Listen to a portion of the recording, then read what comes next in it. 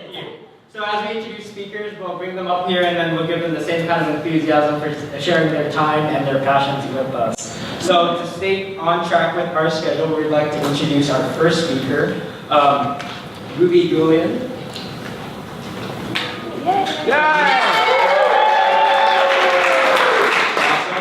Just to give you a little background about Ruby, she's a child abuse investigator who responds to fatal and severe child abuse throughout the 88 municipals enclosed in Los Angeles County. Since the inception of her social work career, she has been assigned over 6,000 plus children. Additionally, she has an extensive volunteer experience with public services and nonprofit agencies. She engages in the development of technology solutions for her social workers as well as for others in the helping profession, as there is a common thread of expediting social services and human welfare resources in those in imminent danger. Ladies and gentlemen, Ruby. Yay!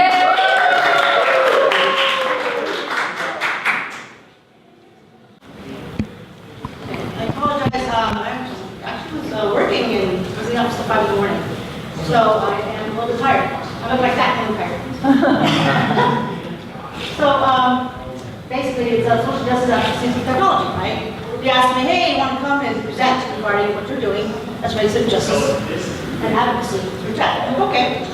So I'm going to talk about it from a two-point perspective, the actual work that I do, and also in the industry itself. So you'll see me diverge from one point to another. So basically, what I do is I'm an advocate for child fatalities. We have inconsistent fatal child abuse and community violence incidents amongst agencies. We do, of 88 cities, and I respond to all 88 cities. I respond to fire departments, police, Department of Mental Health, you name it. There's a ton of agencies. I work with all of them, literally, in the middle of the night, all in Delaware County. So I'm chasing these guys, looking at how children die, what is domestic violence, homicides. So this is my focus, my mission and my vision is children, and those are responding agencies that I will partner with. That's pretty significant when you look at 88 cities, but some of this stuff has to do with municipal, county, state, and federal guidelines on how do we respond to fatal child abuse. And how my position advocacy is basically using technology to gain statistics and to validate through numbers. You can't justify homicides without numbers. You can't justify service provision without numbers. You need to know what you're looking at. You need to understand who's responding to what. And so my purpose is using technology and to get those real-time statistics, to get that information sharing through the departments that respond to fatal homicides. So in order for me to do this, it's just not me by myself. I have to have partnerships. Just this past month, I pulled off something significant. I was able to form a partnership with 211 LA County with ICANN Associates. ICANN Associates is the largest think tank for child abuse. They respond and provide protocols and policies for the entire county system for all the departments. 201 is a host that provides, it has data management services for the county of Los Angeles. We also have over 16,000 data points reviewing that services. So what I did was look at ICANN and everything they're trying to do from the advocacy process. And I said, 201, are you willing to help 201 with a tech background, tech support? He said, yes. This past month, I was able to get a letter of intent from 201 to support ICANN and all their endeavors for child abuse and violent homicides. So that just took place. So I'm really excited about the merging of 211 with ICANN and looking to how do we use that relationship to reduce fatal child abuse and homicides from violence. Also for memberships, American Public Health is the oldest and largest association in the world. Last year's symposium, we had over 10,000 people show up. We have over 140 countries participating with the PHA. 140 countries. As when I say PHA, I'm the chair of members for the tech section. So I get to review the abstracts from around the world. So I'm literally looking at what people are doing around the world for tech and helping professionals. And so I get to see and I get to learn what other countries are doing. So my job is to see how is that pertinent to the folks in LA County as relates to homicides and child abuse and response. And as relates to social work, I'm the coach of the state of California representing social workers. Social workers are known to be advocates. Now, we are trained to be advocates from the macro cities, municipals, whatnot, community-based process, families, which is meso, and macro, individual families.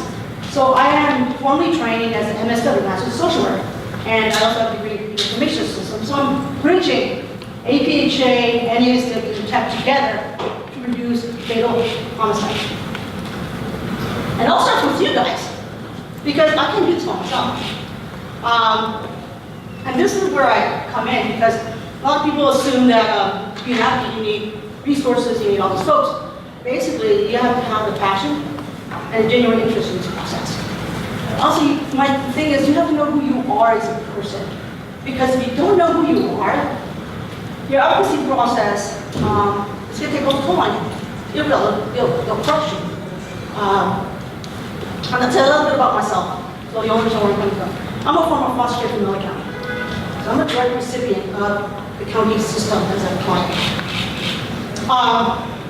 Emancipated out, joined the military, that was my place to go.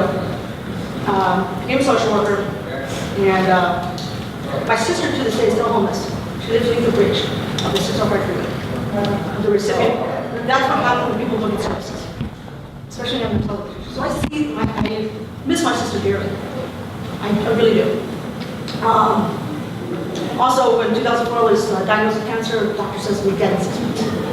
So that brought a lot of memories of feeling rejected, feeling failure, being told that I was amount to nothing, that I was going to be a statistic. And I said, no, I'm going to justify my existence because I'm free. And now my goal is to be this advocate for children. I'll do everything I can to make sure the kids are okay. And so I'm dedicating myself for the future of our children. And I have, like I said, I'm using partnerships, I'm using technology to bring those numbers in, because that's how I see my advocacy process. I don't take my work lightly. And so my goal is to let you guys know that if you believe in something, nothing's stopping you. If you want to do something, nothing's stopping you. The only thing that's stopping you is yourself. Go out there, be the advocate, because people need them. Thank you.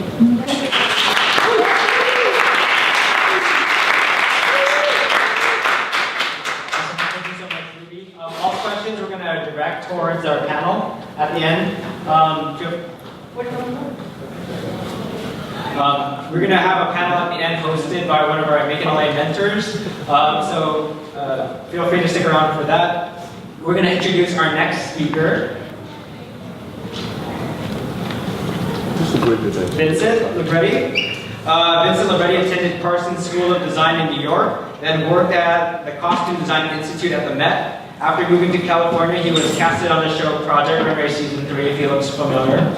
Vincent has a passion for giving back to those in need by teaching fashion seminars at outreach organizations like Create Now, DWC, Monarch School, LA's Best, and Just in Time.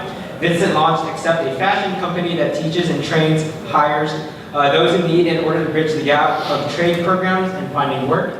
Ladies and gentlemen, Vincent.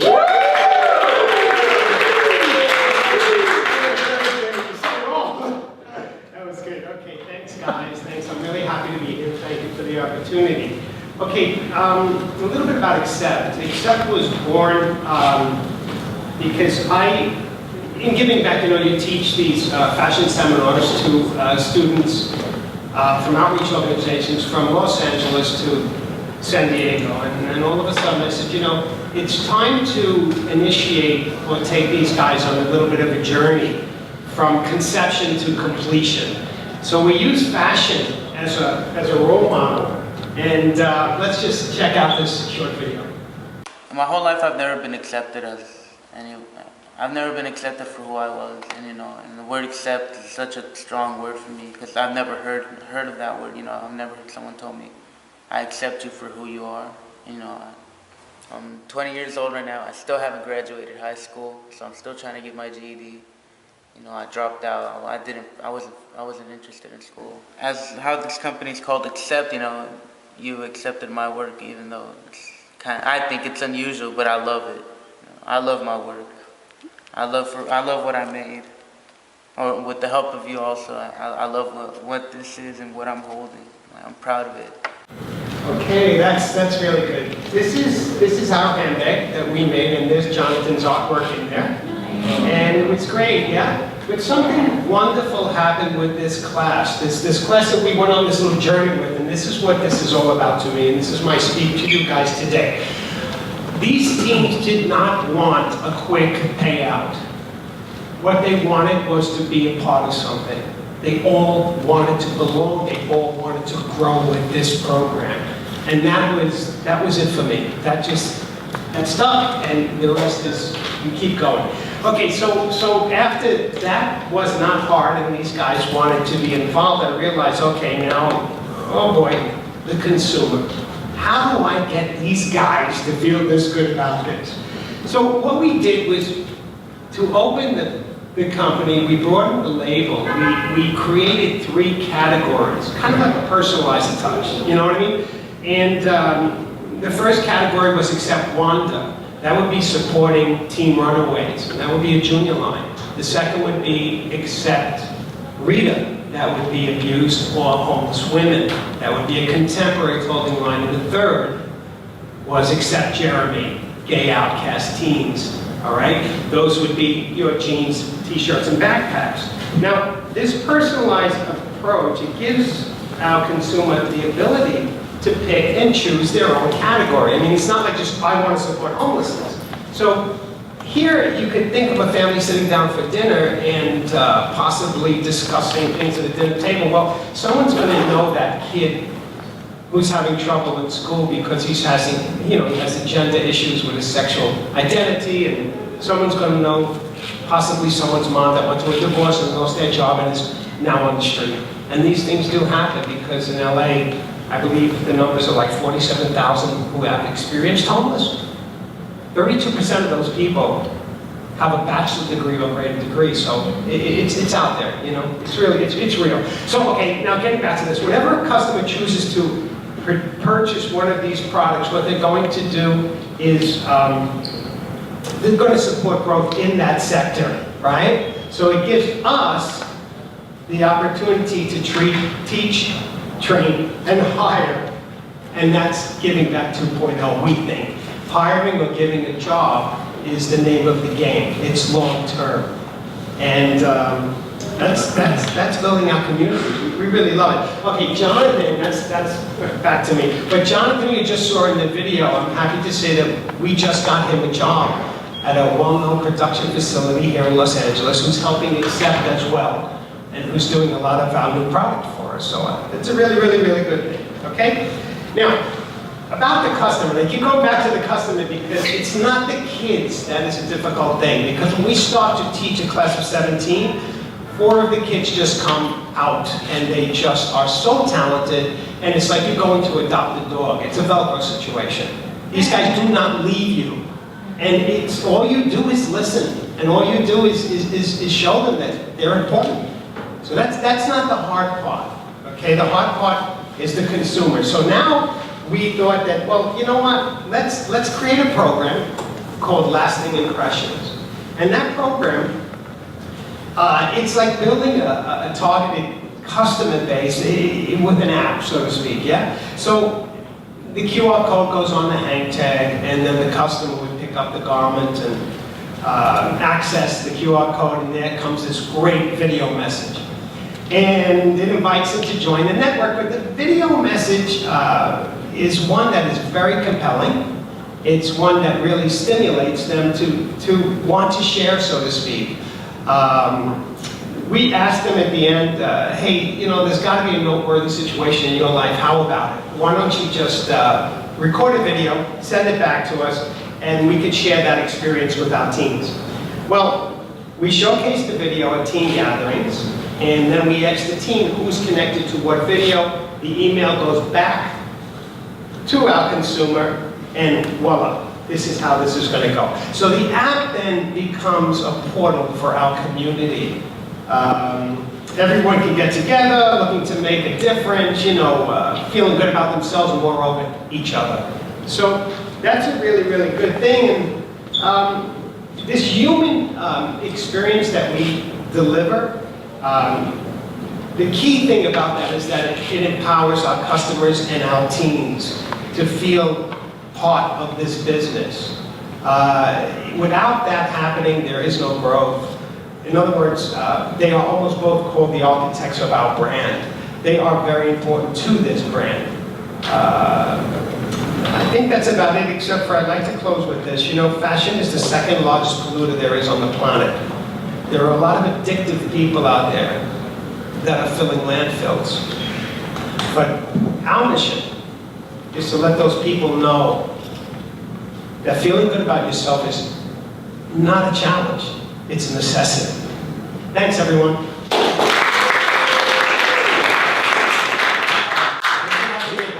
He will not be joining us for a Q&A at the end. If we have any short questions for him right now, now would be the time. Otherwise, I can connect you at the end. We have any questions for Vincent at this time.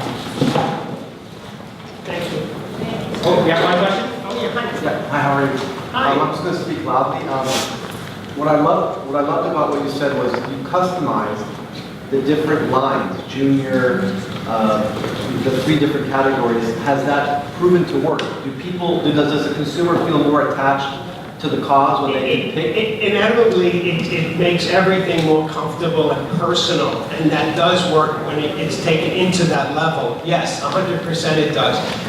Keeping in mind, you could initiate something like this with 3 lines, but it doesn't stop, right? I mean, it can go to pets, it can go to dogs, I mean, to children, babies. Yeah, so yeah, because everyone has their own personal issue. Right. Everyone has their own. It's almost like the fashion of giving. It's like I like that. That's beautiful. Okay. Yeah, in a personal way. Right. It's a good thing. Thank you so much for the question. Okay, thanks, guys. Hey, I gotta go to my daughter's graduating today, having that gown sent.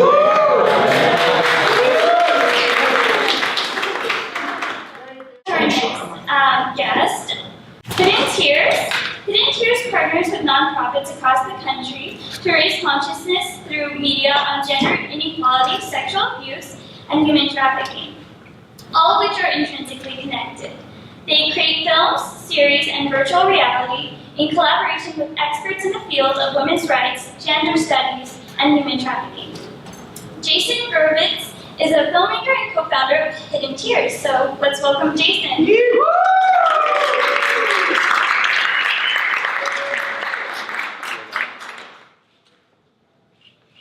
Thank you for having me. So I have a question here. When I say the words human trafficking, what countries come to mind? Anybody just wants to shout out certain countries? You would know better. Anybody doesn't know?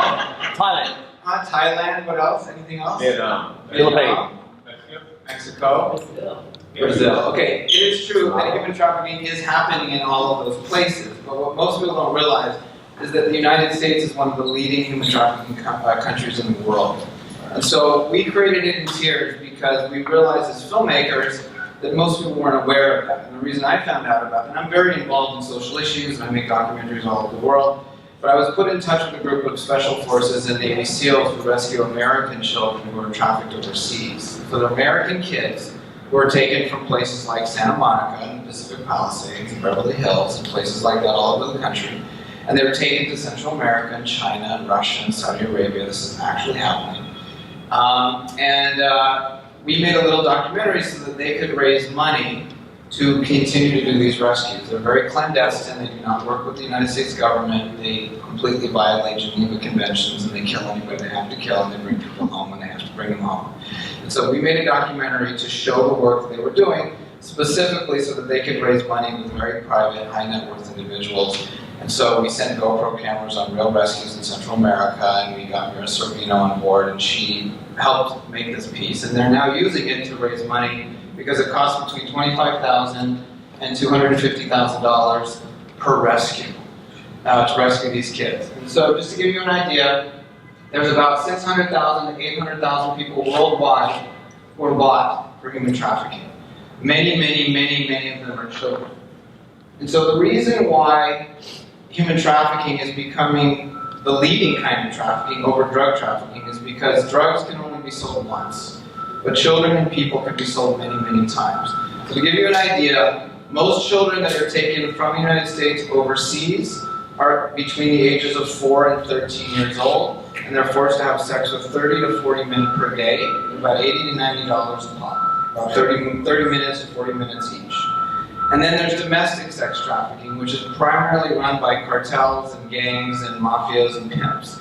Very different. Domestic sex trafficking mostly affects low-income Latina, Black, and white girls in areas like Florence and Normandy, Crenshaw, those kinds of areas where you would expect. And then the kids that are trafficked overseas tend to come from affluent neighborhoods. The reason why is that when they're traveling with these kids overseas, they're taking them in shipping containers, they're taking them in private jets and vans, and they need to travel with them for 5 to 7 days. They need them to behave. They need them to be sheltered. They need them to not be street kids. They need them to come from a good home where they have Xboxes and iPhones, and they can brainwash them to make them think that their parents are going to come and save them. So they want them to come from higher, affluent neighborhoods. They're not taking these kids from affluent neighborhoods because they're ransom. Ransom has nothing to do with it. But this gives you an idea of kind of what's going on with the statistics and the impact. Like I said, it's a $32 billion a year industry. It's absolutely massive, and it's definitely going to surpass drug trafficking relatively soon.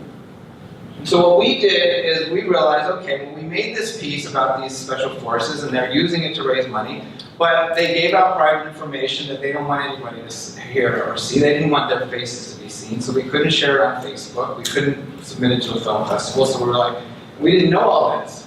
We're like, okay, now what do we do? We thought, well, what if we could tell these same kinds of stories and everybody could see them? And so what if we partnered up with friends of ours in the entertainment industry and experts, and we were able to make scripted content and documentaries and all kinds of different things that everybody could see. It doesn't compromise anybody's identity or safety. And so we partnered up with writers from House of Cards and Chicago Fire and Empire and many others, and then we brought them together with FBI and other local law enforcement and child advocates and survivors and human rights attorneys and so many people. And one of the very first things is we brought a group of entertainment professionals to the LAPD headquarters to meet with FBI to actually experience the 3-hour course that they give to undercover detectives in this world. Tattoo decoding, like wiretaps, video surveillance, everything you can imagine. And then they submitted some material to us, and that's kind of how Hidden Tears started. And we began making content. And so we're now developing feature films, TV series with an elite task force out of San Diego. We're working with all of these people. Monica Raymond recently directed a film for us in Chicago, written by Sam Foreman from House of Cards. We have a Chicago police officer on set with us who specializes in trafficking. We had a survivor on set. Every piece of film we make is always vetted by the survivors and the experts in the community. They have final say in the script. They're on set with us. They're in the final editing room, and we give them final cut. Because we don't need to dramatize it more than it's already been dramatized. It'll be dramatic, and people will enjoy it, or like it. I don't know if you can call it enjoy it.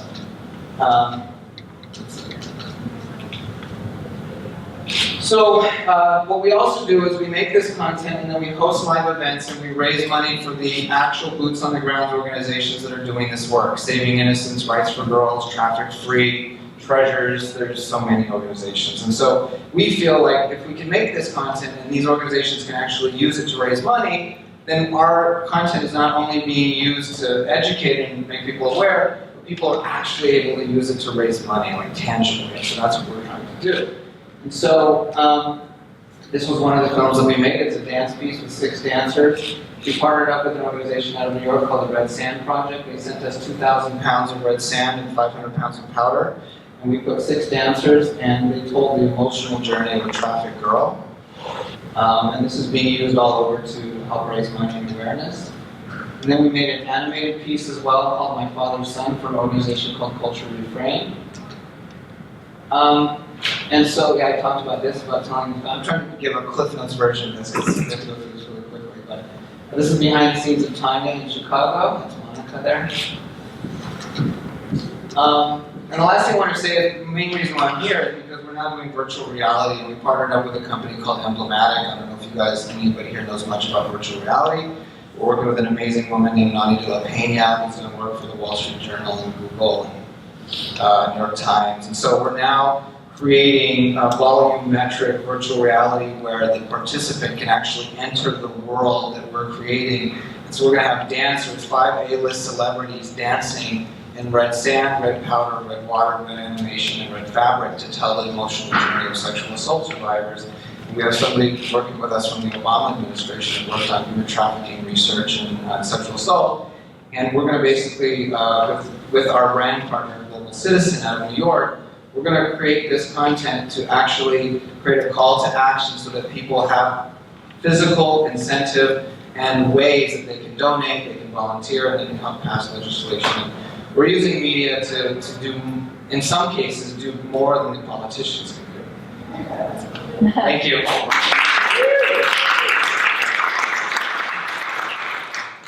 Jason. That's really inspiring, the work you're doing. So the next guest is Marlon Fuentes. Okay, so Marlon Fuentes is the 360-degree VR producer at BuzzFeed, working to develop emerging media technology within the company's wide range of editorial channels focused on identity. In addition to his work at the media company, Marlon works independently on social impact projects. Social impact projects as VR Causes, a collective of volunteers that provide pro bono VR projects and training to social impact organizations and underserved communities. So, where's it? Come in. All right. Thanks so much. Give them a round of applause.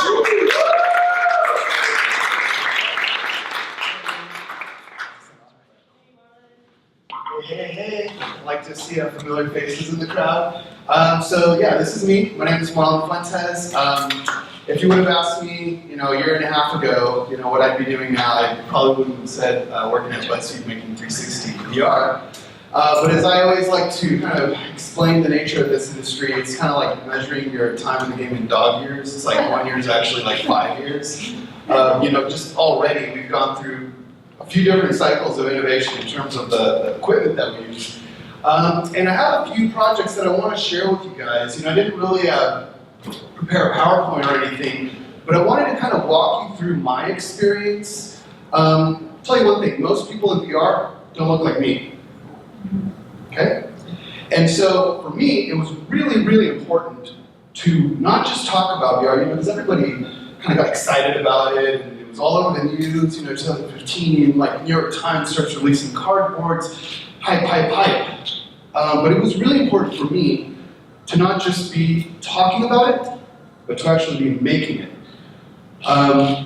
Primarily because, again, we, people of color, people from underserved communities, are not a part of this very cool industry that's emerging. And so for me, it was a really, really important thing. So if you take anything away from this conversation that we're going to have, it's really to, believe and encourage and foster inclusiveness, right? Because we need to have multiple Silicon Valleys. We need startups. We don't just want to be employees of some of these companies that are hiring within these industries. We want to lead these industries. We want to be owners of businesses within these industries. So first, I'd like to show you my very, very first project. Now this was shot on a Ricoh Theta camera, which is, essentially a flip cam now, more or less, or at least even at the time I thought that it would be. It's going to be the Kias community on the bottom hand right, bottom right corner. Yeah. So this is the first, and this is QuickTime. So we actually need to watch that on YouTube because you want the 360 video. I'm not sure if QuickTime has a 360 use yet, but we'll talk a little bit more about this project while we get that set up. So this was a project, I was already doing like social media training with a lot of nonprofit organizations, and one of them was Charles Drew University. Okay, one of the best ways to get to know a community is to get out of the car, go for a walk, and take a train. Okay, cool. Let's pause that for 1 second. My locals that really mean. All right, great. So if you guys I'm over here now. So this project, basically, I decided I wanted to get involved with this stuff. I bought my first little 360 camera. I had a Google Cardboard. Bare minimum, right? Very, very, very minimum viable VR project, right?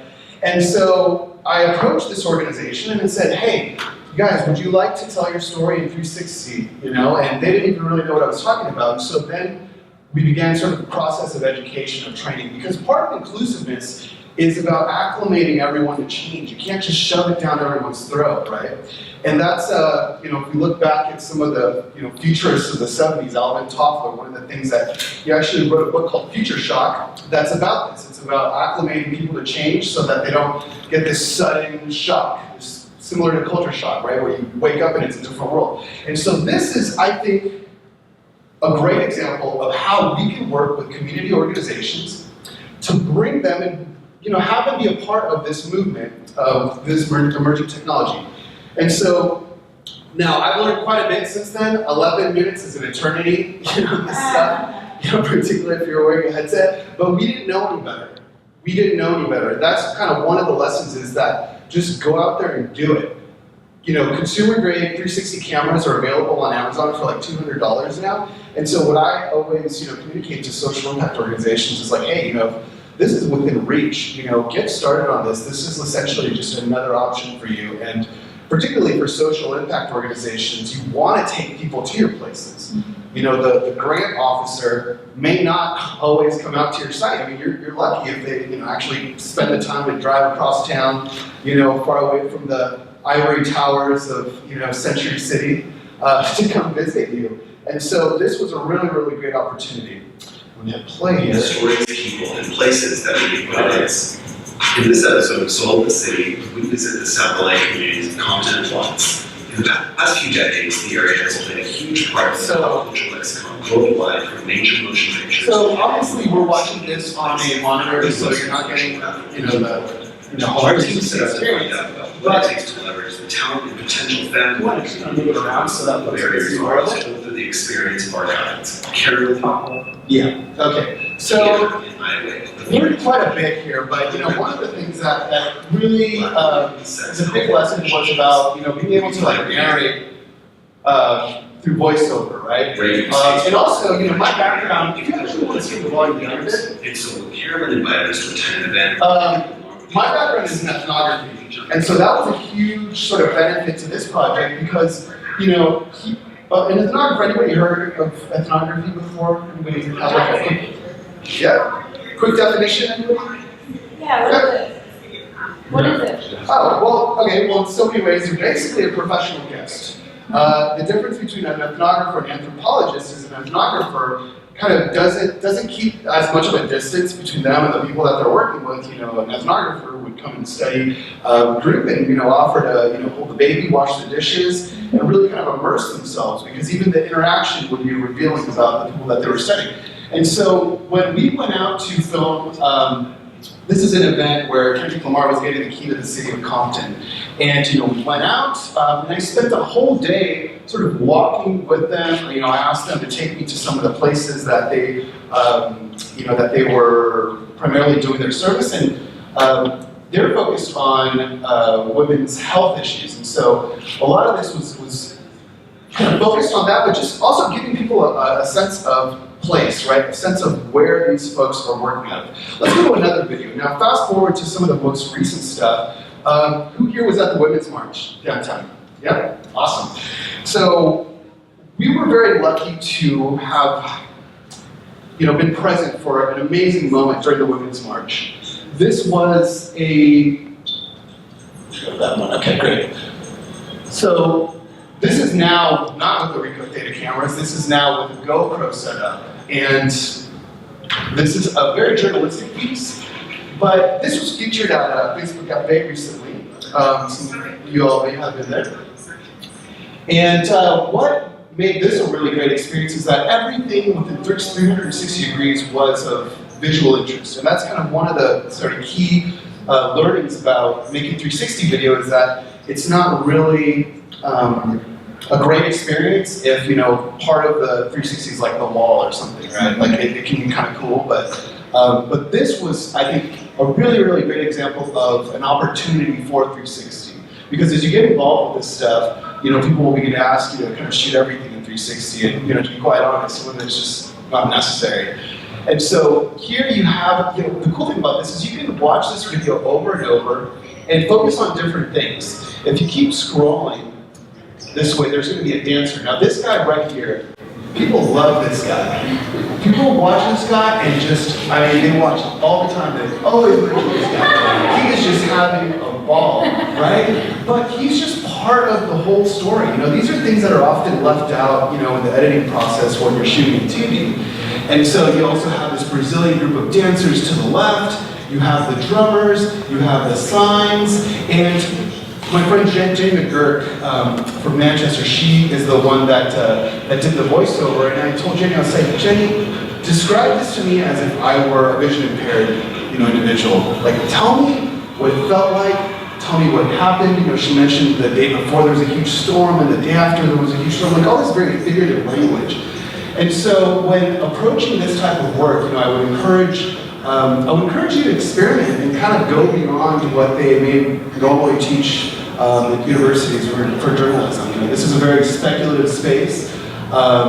You know, oftentimes we're developing new techniques that, you know, others can take advantage of. But overall, you know, I think this, while view counts, because now we're talking about distribution. One of my favorite quotes is, content is king, but distribution is queen if she wears the pants. So basically, like, you know, even though we didn't get all the view counts, you know, we haven't partnered with any fancy, like, folks yet,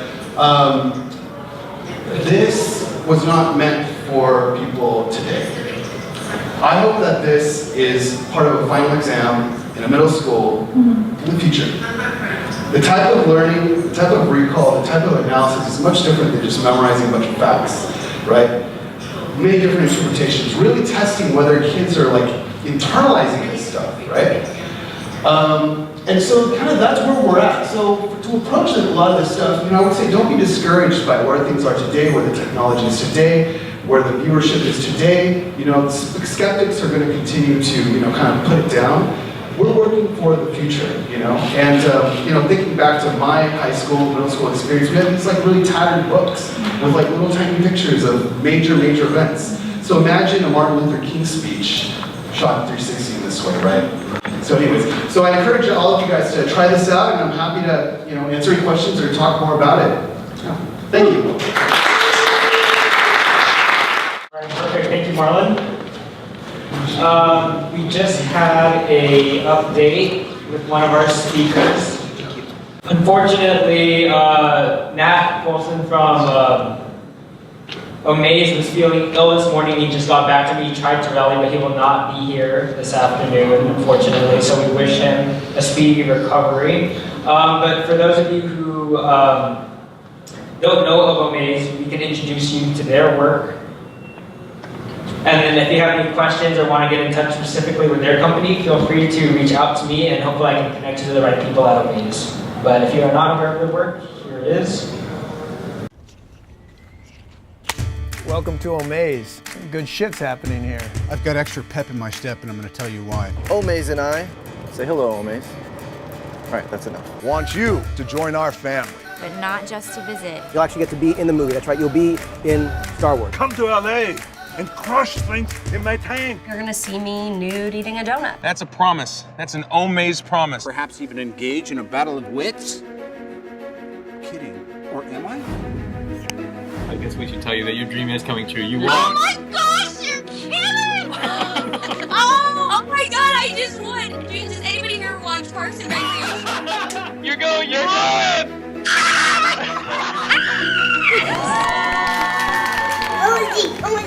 He's welcome to the program, Paul Dorasil. Get to the chopper! Get to the chopper! I love it. You're so cool. This is going to be something that I'll always remember for the rest of my life. It's a roller coaster. It just keeps going up and up and up. But just in case you need more convincing. Over 17,000 service hours in the community by our veterans. After school program for over 17,000 students. A place to call home for over 30 families in need. A new performing arts theater for the Springfield City School District in Ohio. And our entire operating budget for 1 year. So what are you waiting for? You, I, Omaze, the world. It's gonna be awesome. Hey, come on. We're already having fun. Give us 1 second. A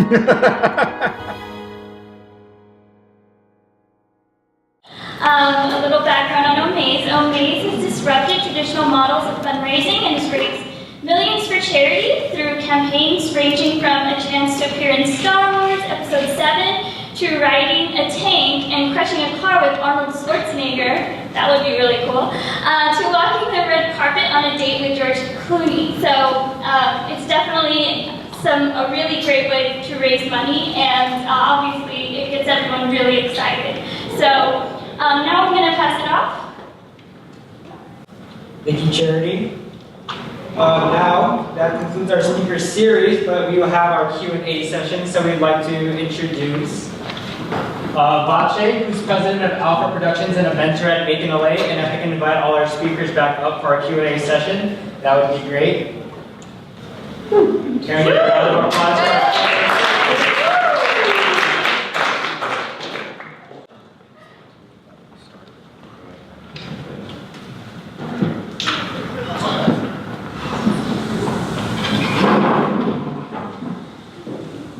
So I just want to say hi to everybody. Thanks for making it. Thank you to all of you for coming today to speak. I want to start off by asking, we're all here, we all want to help, we all want to do something positive in our society. And my question to you is, at which point did it trigger to commit to what you're doing? Because I'm sure each of you have a very unique, I mean, we heard a lot about what you're doing, but when was that moment where you each had that I'm all in kind of moment? When I made the purchases of equipment. You know, I think for me, it was looking at the future and wanting change and wanting better for myself and my community, and you know, being able to, you know, help be the broker of ideas and relationships. I think when I saw that opportunity, it was, you know, it was right there in front of me, you know, and so it just, instead of doing the same old, you know, I decided to be the crazy one. Well, when I made this documentary, and I saw a boy, like a 5-year-old boy with a scar from ear to ear, because they had harvested his kidney, the tractor had harvested his kidney, and I was like, this is a real boy that these people saved that I've been working with. And people don't realize how real this really is. And I'm a filmmaker with the capability of telling stories to make people aware and angry enough to go, I want to do something, whatever that thing is. You know, I'm using my skills as a filmmaker because I don't have millions of dollars to donate yet. But you know, other people, I've realized through this work that, you know, if you're a hairstylist, you can actually affect change. Just, even a hairstylist, people would think, well, I'm just a hairstylist, how can I affect change on human trafficking? Well, you could go to a local shelter or center where they're rescuing girls and offer to style their hair. And so I realized, well, that was when we couldn't show this piece that I made publicly, and I knew that they were actually using it to inspire people to give money, I thought, well, what can I do to commit to getting masses of people to give money and, you know, and be inspired as much as I was inspired to work on this? My role was a little different. Being a foster care, I saw other foster kids. And I remember talking to the fosters for mine, sitting on the porch on a Wednesday in the afternoon, and she saw me on the pressure list. I remember commiserating and talking about that experience. And then she ended up committing suicide 4 hours later. And to this day, I'm thinking, could I have done something? Could I have done something? When you grow up in foster care, you have the experience of being told you're stupid, you're an idiot, you'll never achieve anything. Because that's your environment, that's what you know. So for me, the turning point was when I had cancer. Because the doctor said I was dead in 6 months. And so I'm not very religious per se, but God gave me this opportunity, a second chance, not to waste my life away. I had so many potentials for the child welfare industry, for children, but I was afraid. I was afraid to do what I needed to do. Cancer came in, and it was the light blue in my head says, kid, you're going to be dead in 6 months. Do something. So my commitment to God was, when I survive this cancer, I'm going to be the advocate for kids. I'm going to live it every day. I'm going to do whatever I can for these kids. And in the process of doing that, I realized that memberships in agencies is powerful. Data is powerful. Technology is powerful. I'll give an example real quick.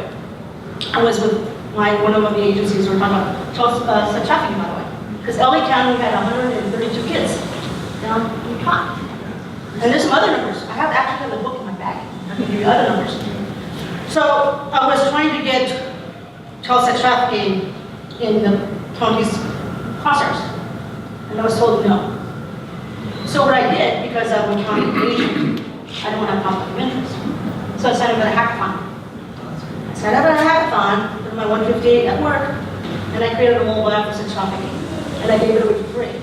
That hit so hard across the county, it was really, really cool because my county couldn't say no. Because they're going to the board of supervisors, we have no resources, we have nothing. Well, my question to you, we hear this little punk at a hackathon in 24 hours create a mobile app. She's your employee. You're right? And so I was able to show. Well, this segues perfectly to the next question, which is, my next question is, how can technology totally just change the game? One of the speakers talked about a disruptor, right? So obviously we're here today because we want to know how these cameras can change a Martin Luther King type speech, right? Where we can learn in a whole new way. But I'm really curious, and of course you have a lot to add with the VR, the way you do with virtual reality, bringing people into that experience. But my question to you and for the audience is, how can technology, especially in LA, make an impact? Let me jump in on that for a second. So we're working really heavily in virtual reality right now, and many people call VR an empathy machine. Because outside of gaming, VR hasn't caught on in a massive way yet, except in the area of empathy. In the empathy community, in the philanthropy community, there's a lot of philanthropists that know about virtual reality because they've experienced these opportunities to give because of some VR experiences they've seen. One of the most famous VR films to date was directed by a guy named Gabo Aurora. It was called Clouds Over Cedra. And it was a very simple VR piece of a day in the life of a girl in a refugee camp in Syria. That's it. He took that piece to the United Nations, to legislators that could actually affect change, and within 2 weeks, millions of dollars in aid was sent to that specific refugee camp. If that is not a testament for the power of VR, I don't know what is. And the reason why is because these legislators who had never spent any time in a refugee camp for the most part, were now in an environment where they got to see they not only got to hear the story of this girl, but as she was talking, you can see the paint peeling off of the wall and the water spots. And you can look down and see the rug is moldy, and you can go to the bakery where her father works and it's dirty, and you can see all the kids in the school. You can really feel what's going on in this world. And then many years ago, Nani de la Peña made a groundbreaking piece. Basically, you're in a market. It's augmented reality mixed with VR, and you're in a market in Damascus, and a suicide bomber blows himself up. You have now just experienced a suicide bombing without getting hurt. You're witnessing the carnage and the crime and the vehicles blown apart and the smoke. And you can't help but feel something. Your heart starts to pound.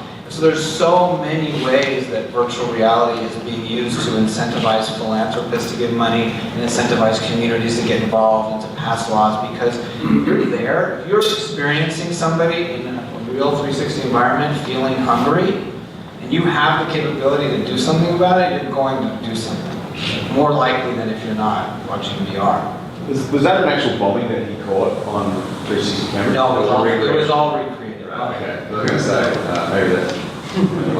Just a little interesting fact. At UC San Diego as an engineer, 1996, I had a professor who was pushing VR. Wow. I got a C in that class because we were learning how to program, using C++, basic computer language. So to see that we are where we are now, I'm talking about, I can't believe it, 20 years ago, this guy was pioneering virtual reality, trying to he was talking about how doctors could do surgeries one day using it, and it's actually a reality 20 years ago. So one thing I want to add is that even if you guys don't have a headset, you can still watch this in 360. 360. If you have an iPhone 6 or any iPhone 6 and up, you can use Cardboard. It's just not the best, but it'll work. You can download UNVR, which is a great app. All these things I'm telling you about are there. You can download New York Times VR, Jaunt VR. Those 3 apps have some extraordinary pieces that have been done, for empathy and also other pieces that are not social. Just to add to your point, VR is not new. We have more recently heard about it because it became more widely available thanks to mobile technology. But if you look at the work of Skip Rizzo, for example, Skip Rizzo is he's like the head of the Creative Technologies Lab for USC. He has been pioneering virtual reality, and this is not 360 video per se, but actual room scale, 6 degrees of freedom, and you can walk around in it to treat PTSD among the veteran community. Really, really groundbreaking stuff. He's been doing this for quite a while. So yeah, VR has roots, and a lot of great knowledge has been sort of established, and many great people have paved the way. Now, the other thing about technology and social impact, I always like to preface, when I start preaching about VR, by saying that I'm an environmentalist. We don't actually need more stuff, in the world. We really don't. More plastic things, we just don't. We're fine in most ways. So then, what does that leave us? What's the motivation to do this? Well, can we solve someone's problem? As a designer, that's kind of your job. Is how can you make something easier? Can someone learn faster? Can we, inspire empathy within a agent of change? Somebody that has the deep pockets that can fund a really great program. Can we create a simulation that will help someone overcome, a barrier or an obstacle in their life? Maybe, a friend of mine was working on a VR experience to help children who have autism identify whether or not they're being bullied or not. And so that sort of use case, that extreme user, as we say in design, I think is always top of mind when it comes to, my approach to VR, primarily because, it's a great thing to know that you're solving someone's problem today, right? And not just making more stuff cool. The last thing I want to say about technology and just in the social impact space is, as you mentioned just a bit ago, is that, the public sector, for better or for worse, I know there's lots of good reasons, is often very slow. And they adopt a method of making things, of innovation that's very similar to that old waterfall method of software development, right? So it's like, oh, we got this great idea, let's get $1 million, let's build it, and let's see if it worked. That's oftentimes how this works. Now, one of the reasons why the technology sector has, moved so rapidly is because they employ a lean process of innovation, lean baby steps, small bets. And so I think that for the sector, for the social impact space, embracing that kind of fast cycle of innovation, those small bets, I think is a huge learning from technology. And that's, that's on paper, Well, again, this leads in perfectly with the last question I had, which is, I've been told I'm way too positive, usually, most of the time. But what is your opinion as far as our society, especially in LA, how do you guys feel on a personal level of our commitment? Do you feel, do you walk around thinking to yourselves, this is ridiculous as far as the involvement, people giving back? As an entrepreneur myself, our organization pushes us to give back with our time. And you kind of brought that up with the hairdresser, right? Giving your time before a big check. But what can we all do, even on a small level, if we can't give money at let's say per se at this moment in time, and then just your overall view of, I hope it's not as pessimistic as I'm imagining, but are you guys positive, feeling negative? How do you guys feel when you walk around and you see what's going on? I'm really excited. I'm so excited. That's positive? No, I'm serious. Because being involved with the American Public Health and National Association of Social Work and other social groups, my role is to bring technology and understanding technology into the space. And I was literally reading abstracts for the global conference for American Public Health. Okay. And I saw incredible abstracts and pulling them into LA County and sharing what I'm learning around the world and bringing them back to LA.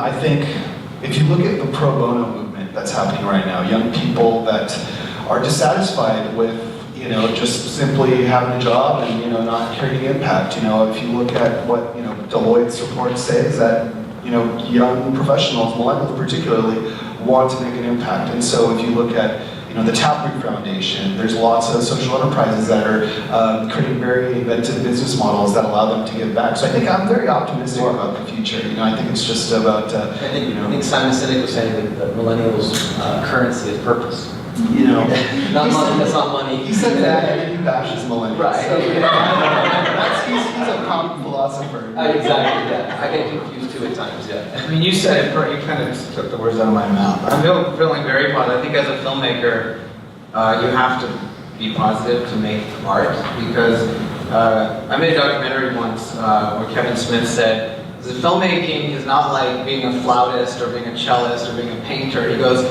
in filmmaking, you have to basically go to a guy and say, I need $20 million and 50 people to express myself. And so that's basically filmmaking. You have to be positive from just believing in your idea, to putting together your team, to raising the money, getting it distributed. At every step of the way, everyone is pretty much telling you that it's not going to happen one way or another. And so, yes, I'm positive. And I think that technology is so exciting that it's getting people excited about things that maybe aren't as exciting. Or difficult. Or difficult. Well, I just wanted to say, just open up if anybody has any specific questions. We have about a minute left. Yeah. Actually, ask a question related to the Skip Rizzo report. I was lucky enough to get a tour of the Creative Institute of Technologies of USC. They showed me this program for PTSD that Guillen went through a clinical trial that showed that it was more effective in treating PTSD than medication. I was blown away. For that, I was and I was wondering to you guys, or anybody in the audience, where else can VR go that can sort of disrupt and change? There's a company called Applied VR. There's a sister company of a marketing company called Libretti Market Research, and they only focus on medical use cases. So one of the things that they're using VR for is to treat burn victims and pain relief, anxiety relief, all good things. And paraplegics, they're actually training the brain that they have virtual legs. It's when they look down and the legs are moving. After some time, the legs actually start moving a little bit because their brain believes that their legs are moving. I saw it at Sundance. It was amazing. Okay, what other field besides medicine do you think it's going in, it's changing? Social work. Yeah. Social work, number one, because we are the advocates for domestic violence, trauma abuse, violence prevention efforts. I can see it really moving into actually the group coming out of San Diego that's looking at what does it look like from a social work perspective. Maybe de-trumping some people. Yeah, I think simulations, so if you can help someone learn a skill faster, get more comfortable in a particular industry, I think that, improves their life and their economic future. You think training, Absolutely. training will be really big? Absolutely. Yeah, and architecture, yeah. Back there. No, to you. Hi, I'm a social worker too, and I'm really interested in trying to bridge the technology world with the client and patient world. There are these parallel universes, and there's not, and I agree with Ruby that social work is a really misunderstood field in understanding what our role is in society, but one of the great aspects of clinical social work is this element of bridging these two kind of siloed cultures of technology and social services. And what I would love to see, and if you guys have any feedback on how to bring in clients and patients into their lived experience representing themselves, that they're no longer having this paternalistic view of having, a technology world that comes from a specific demographic into a community that may not have any representation. How can communities represent themselves? And is there an affordable way that a kid or a patient or a homeless person, whomever, that we run across as clinicians, as social workers, can say, you don't need me to speak for you. Nobody needs to speak for you. How can they speak for themselves? Is there an affordable way for them to do VR, to do these kind of lived experience projects? One thing I've observed going through these different symposiums is when you see technology. I went to a Facebook game, and I saw technology that can be used for what you're describing, except that technology is written, produced at a level that socials don't understand. So the thing is not the technology, from the social worker. It's still a language gap. Yeah. So understanding, so that's one of the things I want to do with NESW and ADHA is bridge the language gap, change the language. Yeah. So So you think it's a communication? that's all it is. That's all it is. It's that simple. You know, as I stumbled through tutorials on C# or Unity, which is the virtual reality engine, game engine, I was actually very pleased yesterday to see that there's a very diverse community of teachers on code.org. So I think if people see themselves, you know, doing this stuff, if they understand that it's not just some faraway dream, I think there's a sort of, it becomes normal, like normalized, you know, it's no longer something like from across the way. I just wanted to add, one of the questions was where else can it kind of help change people's minds? I run a non-profit film festival called Pleas for Change, it's a film festival with a social conscience. One of the films that won last year was a film called Through the Eyes of the Pig. Virtual reality set inside a pig slaughterhouse, so people kind of get the idea of what it's like from a little piglet growing up really without his mother's pinned down. It's pretty terrible, but that's all legal stuff that you kind of seen. But so that's answered that question, and a slight little plug for my film festival. You guys, how many films? Hidden Tears is going to be doing some stuff. We love virtual reality stuff or any other films that have a social conscience. We have this year in November, downtown LA, Boomtown Brewery, and the website that you can submit is Flicks for Change. It's FLICKS, the number 4, change.org. So feel free to come and have a chat with me on here. You know, the last thing I want to say is, you know, spending a lot of time around foundations. You know, one thing that they will, you know, continuously say is that they want collaborations between nonprofit organizations. They don't want to see, you know, yet another nonprofit for something that already exists. And so what I would encourage you to do is to make the connections, you know, be the broker of relationships and say, hey, you know, Downtown Women's Center, hey, you know, Teachers Project, let's do something together, let's put together an idea, let's put together a deck, sort of how this would, you know, operate, and let's present this to a funder. You know, they'll see it, and for them, it's a win, because, you know, you're not creating something new, you're just bringing together partnerships. Very powerful. Absolutely. I just want to get one last question. I know you raised your hand a few times. Yeah. I'm more interested in the communities. I love that you mentioned organizations using VR for training. Marlon and I work for a national nonprofit that focuses on the digital divide. So how do we help folks, not only, especially low-income communities, have access to internet service at home and how to use it? So, you know, we can't be everywhere to be there in libraries or social workers, be everywhere to teach folks how to actually leverage these technologies. So, you know, what movements are available in funding and partnerships to create content that can be distributed through technology? There's an organization that we work with it's called IEmpathize.org. You should check them out. They create media like we do, but they're also just something very different than what we do. Is they create educational media, specifically what you're describing, for schools, and they partner up. And they do most of the work on human trafficking. They work with truckers against trafficking, all kinds of organizations. But what you just described, in my understanding, is what IEmpathize does. So I can introduce you to them, but check out their website. Yeah, what's it called? IEmpathize.org. Is there one last Yeah, she's been having her hands up. The woman laughed. No, I was just going to ask about accessibility, but it's okay, because we were kind of covered it a little bit. Okay, all right. That was my second question. Okay. Well, look, I just want to thank you to everybody. Thank you for all of you being here today. And please, Justin will take it on. Yeah, thank you. Before our speakers leave, we do have gifts for them for being here, so we'd like to honor them for being here, taking their time to talk about their passions. Little swag bag. For all of you, thank you for coming out to our event. Feel free to grab food or stickers, any swag that we have here tonight, and business cards. Be sure to check out our next event, which is Toy Tech at Hub 101 in Westlake Village. That'll be in August, so Toy Tech, that'll be interesting. And that concludes our programming for tonight. Thank you all. Feel free to stick around for the next couple of minutes. And thank you.